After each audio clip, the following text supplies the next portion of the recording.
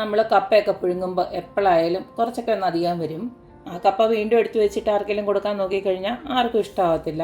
അപ്പോൾ നമുക്ക് ആ കപ്പയൊന്ന് മോഡിഫൈ ചെയ്ത് ഈ ഒരു രീതിയിലാക്കി കഴിഞ്ഞാൽ എല്ലാവരും ഇഷ്ടത്തോടെ കഴിച്ചോളും. അപ്പോൾ വൈകുന്നേരം ചായ കുടിക്കുക നല്ല അടിപൊളി ഒരു ഈവനിങ് സ്നാക്കുമായി.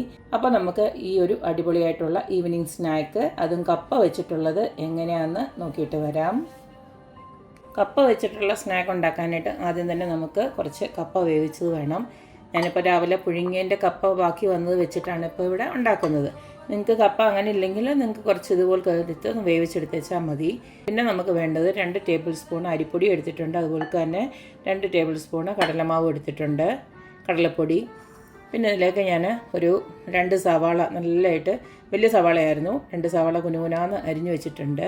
പിന്നെ നിങ്ങളുടെ എരിവിന് ആവശ്യമായിട്ടുള്ള പച്ചമുളക്, ഈ പച്ചമുളകിന് പകരം നിങ്ങൾക്ക് ചില്ലി ഫ്ലേക്സ് വേണമെങ്കിലും ചേർക്കാം.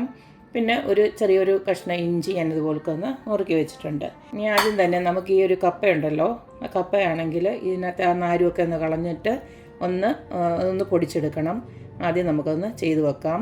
ഇപ്പോൾ കപ്പയെല്ലാം ഞാൻ നാരൊക്കെ കളഞ്ഞ് ഇതുപോലൊക്കെ നല്ല പൊടിച്ച് വെച്ചിട്ടുണ്ട്. നല്ല വേവുന്ന കപ്പ നോക്കി തന്നെ എടുക്കണം, എന്നാലേ നമുക്കിതുപോലൊക്കെ കിട്ടത്തുള്ളൂ. ഇത് ഞാൻ ഓൾറെഡി ഉപ്പിട്ട് വേവിച്ച കപ്പയാണ്, അതുകൊണ്ട് നമുക്ക് ഉപ്പ് ഒന്ന് കരുതി വേണം ഇനി ഇട്ട് കൊടുക്കാനായിട്ട്. ആദ്യം തന്നെ നമുക്ക് ആവശ്യമായിട്ടുള്ള ഉപ്പ് ഇട്ട് കൊടുക്കാം. ഇപ്പോൾ കുറച്ചേ ഇട്ട് കൊടുക്കുന്നുള്ളൂ, നമുക്ക് വേണമെങ്കിൽ പിന്നെ നമുക്ക് ഇളക്കിയിട്ട് പിന്നെ നമുക്ക് ഇട്ട് കൊടുക്കാം. 1/2 ടീസ്പൂണേ ഇട്ട് കൊടുത്തിട്ടുണ്ട്. ഇതിലേക്ക് കുറച്ച് മഞ്ഞൾപ്പൊടി ഇട്ട് കൊടുക്കുന്നുണ്ട്, 1/2 ടീസ്പൂൺ ഇട്ട് കൊടുക്കുന്നുണ്ട്. അടുത്തതിലേക്ക് ഞാൻ കുറച്ച് നമ്മുടെ ക്യുമിൻ സീഡ്, നമ്മുടെ ചെറിയ ജീരകമില്ലേ, അത് 1 ടീസ്പൂൺ ഇട്ട് കൊടുക്കുന്നുണ്ട്.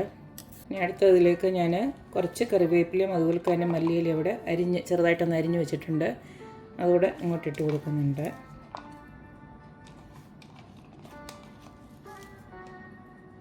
ഇതിലേക്ക് നമ്മളെടുത്ത് വെച്ചിരിക്കുന്ന പൊടി കൂടി ഇട്ട് കൊടുക്കാം. ഇതിലേക്ക് ഒരു 2 സ്പൂണ് തൈര് കൂടെ ഞാൻ ഇട്ട് കൊടുക്കുന്നുണ്ട്. ഇതിലേക്ക് ഒരു പൊടിക്ക് സോഡാപ്പൊടി കൂടി ഇട്ട് കൊടുക്കുന്നുണ്ട്. ആ സോഡാപ്പൊടി ഒന്ന് ആക്റ്റീവ് ആക്കാൻ വേണ്ടിയിട്ട് ഞാനൊരു കുറച്ച് നാരങ്ങ നീരൂടെ അതിലേക്ക് ഒന്ന് പിഴിഞ്ഞൊഴിക്കുന്നുണ്ട്. ഇതെല്ലാം കൂടെ നമുക്കൊന്ന് മിക്സ് ചെയ്തെടുക്കാം. ഇതിപ്പോൾ പാത്രം ചെറുതായതുകൊണ്ട് ഞാൻ ഈ ഒരു പാത്രത്തിലോട്ട് ട്രാൻസ്ഫർ ചെയ്യുവാണ്. എന്നിട്ട് നമുക്ക് നന്നായിട്ടൊന്ന് മിക്സ് ചെയ്തെടുക്കാം.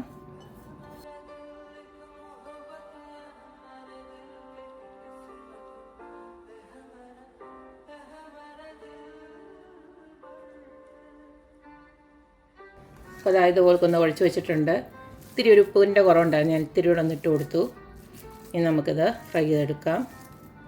ഇപ്പോൾ ഒരു ചീനച്ചട്ടിയിൽ ഞാൻ സൺഫ്ലവർ ഓയിലാണ് ചൂടാക്കി ഇങ്ങനെ ഇട്ടിരിക്കുന്നത്. ഇനി നമുക്ക് കുറേശ്ശെ നിങ്ങൾക്ക് ഇഷ്ടമുള്ള ഷേപ്പിൽ ഇതാക്കിയെടുക്കാം. ഞാനിപ്പോൾ ഈ ഒരു ഷേപ്പിലാണ് ഞാൻ ആക്കി വെച്ചിരിക്കുന്നത്. ഇത് നമുക്ക് കുറേശ്ശെ ഇട്ട് കൊടുക്കാം. തീ ലോ ഫ്ലെയിം ഇട്ടാൽ മതി.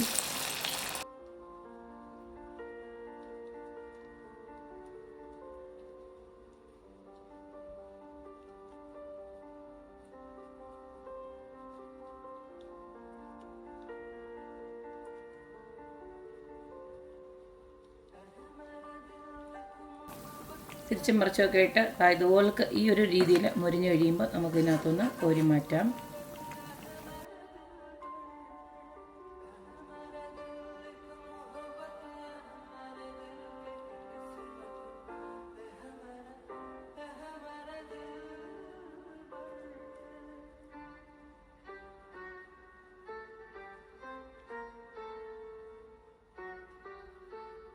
ഇത്രയേ ഉള്ളൂ, നമ്മുടെ അടിപൊളിയായിട്ടുള്ള കപ്പവട റെഡി ആയിട്ടുണ്ട്. കണ്ടില്ലേ, നമുക്ക് ഇച്ചിരി വേവിച്ച കപ്പൊക്കെ ഉണ്ടെങ്കിൽ ഇതുപോലെ ആക്കിയെടുക്കാൻ വളരെ എളുപ്പമാണ്.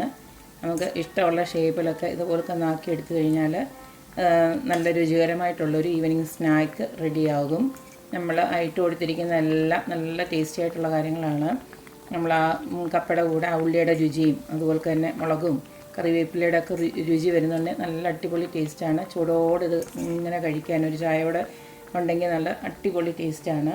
അപ്പോൾ എല്ലാവരും ഇതുപോലൊക്കെ ഉണ്ടാക്കി നോക്കുക, അഭിപ്രായങ്ങൾ അറിയിക്കുക. അപ്പോൾ എപ്പോഴും പറയുന്ന പോലെ തന്നെ എൻ്റെ റെസിപ്പീസ് ഇഷ്ടമുള്ള എല്ലാവരും please like, share and subscribe. അപ്പോൾ ഇനിയൊരു അടിപൊളി വീഡിയോ ആയിട്ട് വരുന്നവരേക്കും ബൈ.